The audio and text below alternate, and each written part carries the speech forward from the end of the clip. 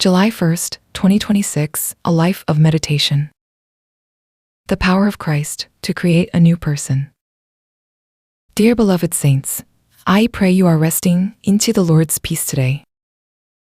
A skilled jeweler, upon holding a rough and crude gemstone into their hand, can foresee how brilliantly it will shine once it is cut, polished, and refined.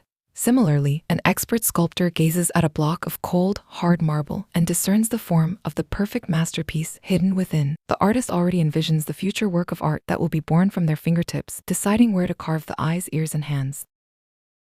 Our Savior Christ looks upon us into the same way. He saw the calloused hands and the rough lives of the fishermen who cast their foul-smelling nets by the Sea of Galilee. To the eyes of the world, they were nothing more than nameless fishermen, but the Lord already recognized the potential hidden within their souls and the spiritual jewels they would become to serve the Church of God greatly. The Lord already knew how brilliantly they would eventually shine with the light of faith and into what perfect forms of apostles they would be molded.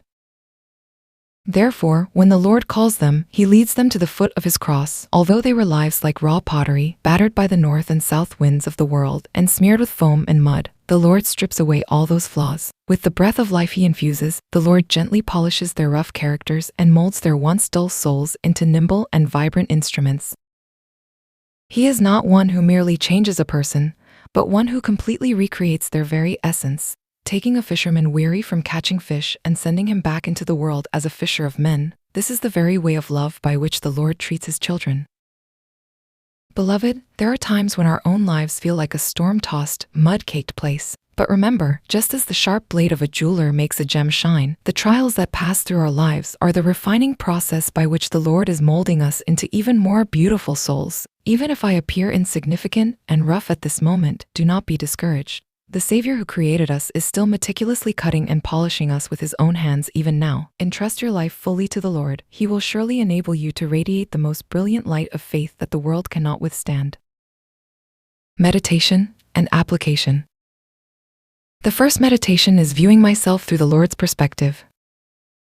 Am I currently viewing only the rough parts and weaknesses of my life, considering myself nothing more than a worthless stone? Just as a skilled jeweler sees the future of a gem, the Lord already knows the potential hidden beyond my weaknesses. Today, instead of being captivated by my shortcomings and deficits, try trusting the Lord with an excited heart, asking, what kind of gem will the Lord make me into by cutting and polishing me? Expecting the Lord's craftsmanship toward me is the very starting point of my transformation.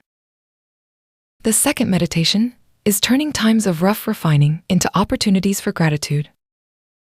Do the trials of the north and south winds blowing into your life feel only painful? Through those very winds, the Lord is cleansing us from the mud of the world and molding us into softer, more flexible instruments for His use. Today, whenever you face unexpected difficulties or situations that do not go according to your will, try confessing, the Lord is refining me to be even more beautiful. When gratitude erupts into place of resentment, the Lord's craftsmanship will complete your life as God's masterpiece even more quickly.